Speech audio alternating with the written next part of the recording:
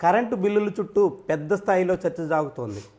అసలు కరెంటు బిల్లులో ఏముంటుంది, ఏ ఏ ఛార్జీలు ఎందుకోసం వసూలు చేస్తారు, ఈ వివరాలు మనతో మాట్లాడడానికి ట్యాక్స్ పేయర్స్ అసోసియేషన్ ప్రతినిధి ఎంవి ఆంజనేయులు గారు ఉన్నారు.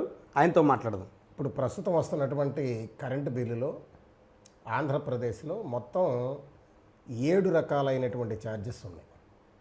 ఈ 7 రకాలైనటువంటి ఛార్జెస్లో మొదటిది విద్యుత్ టారిఫ్.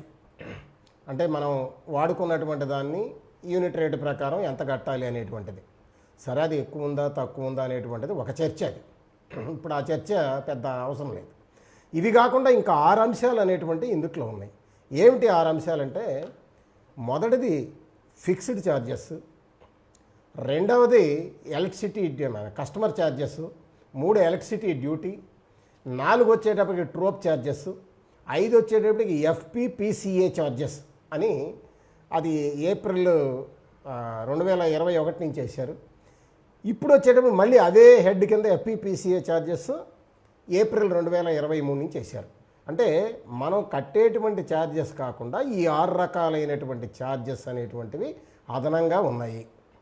మొదటిది ఫిక్స్డ్ ఛార్జెస్ అంటే ఏంటంటే, ఈ రోజున మనకి ఇంట్లో కరెంట్ ఇవ్వాలి అంటే ఒక పెద్ద ఎస్టాబ్లిష్మెంట్ కావాలి. ఇప్పుడు ట్రాన్స్ఫారాలు కావాలి, ఉదాహరణకి లైన్లు కావాలి, సబ్స్టేషన్లు కావాలి, ఇలా అన్ని రకాలైనటువంటి ఎక్విప్మెంట్ వాళ్ళ ఎస్టాబ్లిష్మెంట్ అంతా కావాలి. ఈ ఎస్టాబ్లిష్మెంట్ కాస్ట్ని వాళ్ళు మన దగ్గర నుంచి ఈ ఫిక్స్డ్ ఛార్జెస్ రూపంలో వసూలు చేస్తున్నారు. ఎంత వసూలు చేస్తున్నారు అని చెప్పానంటే, మన ఇంటికి కరెంట్ తీసుకునేటప్పుడు మన కాంట్రాక్టెడ్ లోడ్ ఉంటుంది. ఆ లోడు 2 kV అని, 3 kV అని, 5 kV అని ఇలా తీసుకుంటుంటారు. వీళ్ళకి 1 kVకి వచ్చేటప్పటికి 10 రూపాయల చొప్పున వసూలు చేస్తున్నారు.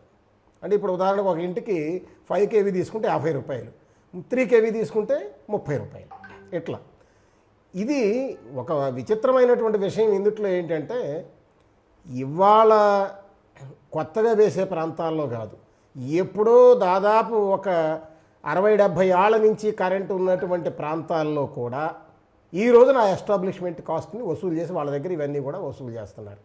రెండవది కస్టమర్ ఛార్జీ. ఏంటంటే, ఫిక్స్డ్ ఛార్జీ అనేటువంటిది ఎస్టాబ్లిష్మెంట్ అవన్నీ పెట్టినందుకు కాస్ట్ అయితే, ఆ వైర్ల ద్వారా వాటి ద్వారా కరెంటు మన ఇంట్లోకి పంపించినందుకు ఏర్పాటు చేసేటువంటి ఛార్జీ కస్టమర్ ఛార్జీ. ఒక ముక్కలో చెప్పాలంటే అది.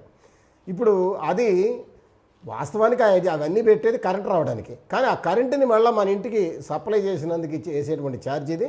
ఇది వచ్చేటప్పటికి మనం ఏ నెలలో ఆ నెలలో వాడుకునేటువంటి దాన్ని బట్టి ఉంటుంది. అది 25 రూపాయల నుంచి 55 రూపాయల వరకు ఉంది, మనం వాడుకునే స్లాబ్ని బట్టి ఉంది అది. కాబట్టి అది కస్టమర్ ఛార్జీ అని చెప్పానంటే.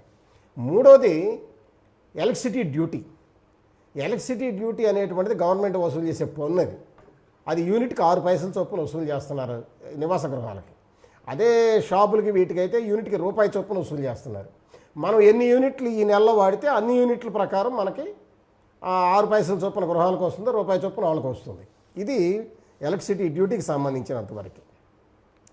ఇక ఇవి కాకుండా అదనంగా ఇంకో 3 ఉన్నాయి. ఏంటది? ట్రోప్ ఛార్జెస్, FPPCA ఛార్జెస్ అనేటువంటి. ఇవి స్వభావరీత్యా ఒకటే.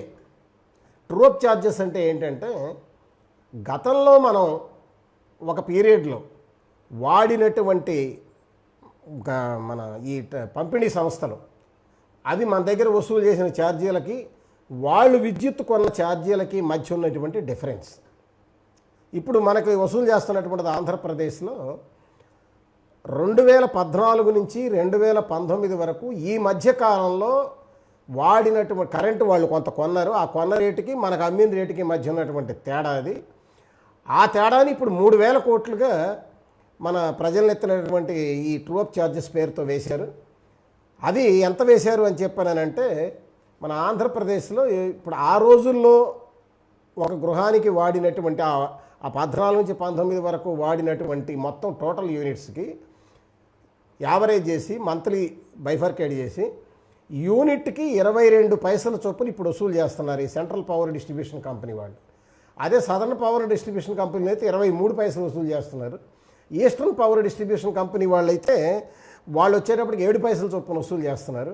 ఈ central power distribution company, eastern power distribution company, మన సదర్న్ పవర్ డిస్ట్రిబ్యూషన్ కంపెనీ 36 నెలలు వసూలు చేస్తున్నారు. అది ఎప్పుడు 2022 ఆగస్టు నుంచి 2025 జూలై వరకు 36 నెలలు. ఇప్పుడు ఇది 11వ నెల జరుగుతుంది. అందుకని ఈ నెల బిల్లుల్లో 11/36 అని ఉంటుంది. ఇది వాళ్ళు వసూలు చేస్తున్నటువంటిది. అయితే ఇంకోటి ఏంటంటే ఇందా చెప్పిన దాంట్లో FPPCA ఛార్జెస్, ఇది 2 రకాలుగా వసూలు చేస్తున్నారు. ఒకటేంటంటే మే 2021 అంటే ఏప్రిల్ 21-22 ఆర్థిక సంవత్సరాన్ని ఇప్పుడు వసూలు చేస్తున్నారు. FPPCA ఛార్జెస్ అంటే ఏంటంటే fuel and power purchase cost adjustment. Fuel and power purchase cost adjustment అంటే ఇంధన సర్దుబాటు ఛార్జీలు అని చెప్పి తెలుగులో వాళ్ళే తర్జుమా చేశారు.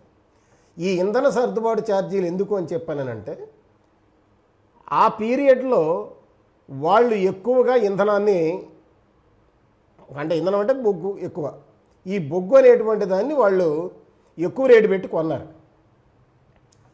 అందువల్ల ఎక్కువ ఖర్చు పడింది. అలాగే బొగ్గే కాకుండా అప్పుడు ఎక్కువ రేటుకు కూడా కొన్నారు.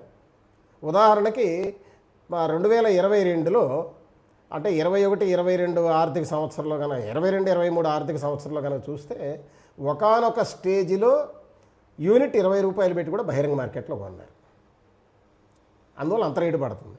అలాగే బొగ్గు ఎంత కొన్నారు అని చెప్పానంటే బొగ్గు మన సింగరేణి కానీ ఇటువంటి ప్రాంతాలన్నింటిలో కూడా 6,400కు దొరుకుతూ ఉంది టన్ను. ఇవాళ అసలు కోల్ ఇండియా లిమిటెడ్ పెట్టినటువంటి క్యాప్ ఏంటంటే 8,500. 8,500, 2,600 నుంచి 8,500 మధ్యలో ఆ క్వాలిటీని బట్టి అమ్మాలి అని చెప్పి కోల్ ఇండియా లిమిటెడ్ పెట్టినటువంటిది. అది దీన్ని పక్కన పెట్టి ఆస్ట్రేలియా నుంచి ఆదానీ కంపెనీ బొగ్గు దిగుమతి చేసుకుంది. ఆ బొగ్గుని కొనాలి అని చెప్పని వీళ్ళు వీటన్నిటిని కూడా ఆదేశించారు. దాదాపు 30-40% దాకా కొన్నారు. ఎంత కొన్నారు అంటే టన్ను వచ్చేటప్పటికి 19,000 చిల్లర కొన్నటువంటిది.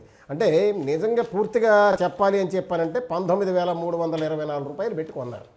అదే దానికి ముందు సంవత్సరం అంటే 2021-22లో 12,211, అంటే 21-22లో 12,211, 22-23లో 19,324, అంటే ఇంత హై కాస్ట్ పెట్టి కొన్నారన్నమాట. ఇప్పుడు అదంతా కూడా జనం ఎత్తిన ట్రూ-అప్ ఛార్జెస్ పేరుతో ఇప్పుడు FPPCA ఛార్జెస్ పేరుతో వేస్తున్నారు.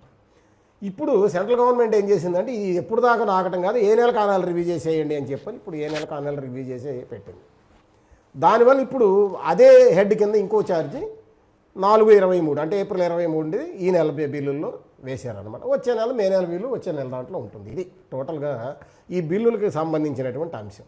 అయితే ఇందులో కీలకమైనటువంటి ఒక విషయం ఏంటంటే ఈ ట్రూ-అప్ ఛార్జెస్ అనేటువంటిది అంటే ఎప్పుడో వాడినటువంటి దానికి ఇప్పుడు వేయటం అనేటువంటిది అసలు ఏ సరుక్కి లేదు.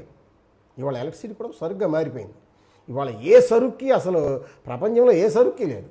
కానీ ఈ సరుక్కు మాత్రం వీళ్ళు ప్రత్యేకంగా మేము అప్పుడు వాడినటువంటి దాన్ని ఇప్పుడు చేస్తున్నామని చెప్పని వేస్తున్నారు. ఇది చాలా దుర్మార్గమైనటువంటి విషయం. ఇప్పుడు ట్రూ-అప్ ఛార్జెస్ అద్దెళ్లలో ఉన్నటువంటి వాళ్ళు ఎప్పుడో ఒక ఇంట్లో ఉంటారు, ఇప్పుడు వేరే చోట ఉంటారు, అప్పుడు ఎవరో వాడిన దానికి ఇప్పుడు కట్టడాన్ని ఎట్లా అంటారు, దాన్ని ఏ విధంగా వివరిస్తారు? ఇది కూడా ఓ పెద్ద సమస్యగా మారిపోయింది. ఎందుకంటే ఇప్పుడు ఆనాడు ఎప్పుడో వాడారు, అతను వెళ్ళిపోయాడు, ఇప్పుడు కాలేజీ కొత్త వాళ్ళు వచ్చారు. ఇప్పుడు ఈ కొత్త వాళ్ళు వాడిన దానికన్నా కూడా విపరీతమైనటువంటి భారం పడుతుంది. అనివార్యంగా వాళ్ళు కట్టాల్సి వస్తుంది. ఇప్పుడు వాళ్ళు ఇక అద్దెకిచ్చిన ఆయన ఇంటి ఓనర్ ఏమీ చేయలేడు, దాన్ని చేయగలిగింది ఏం లేదు. కాబట్టి వీళ్ళు భరించాల్సినటువంటి పరిస్థితిలో పడిపోయారు. ఇది వీళ్ళ దగ్గర నుంచి వసూలు చేయటం అనేటువంటిది చాలా దారుణమైన విషయం.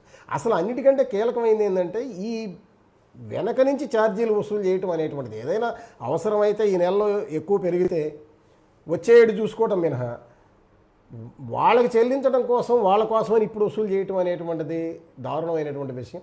అన్నిటికంటే ఒక కీలకమైన విషయం ఏంటంటే ఒక యూనిట్ రేటు నిర్ణయం అనేది దేన్ని బట్టి చేస్తారు? టోటల్ ఎస్టాబ్లిష్మెంట్ కాస్టులు అన్నీ వేసుకొని చేస్తారు యూనిట్ రేట్ నిర్ణయం అనేది. నువ్వు యూనిట్ రేటు తీసుకుంటూ మళ్ళీ అదనంగా చేయటం ఏంటి? ఇది ప్రశ్న. యూనిట్ రేట్ తీసుకుంటున్నావు, మళ్ళీ నాకు ఆ రోజు ఛార్జ్ ఎక్కువ పడిందని ఇప్పుడు వసూలు చేస్తున్నాను.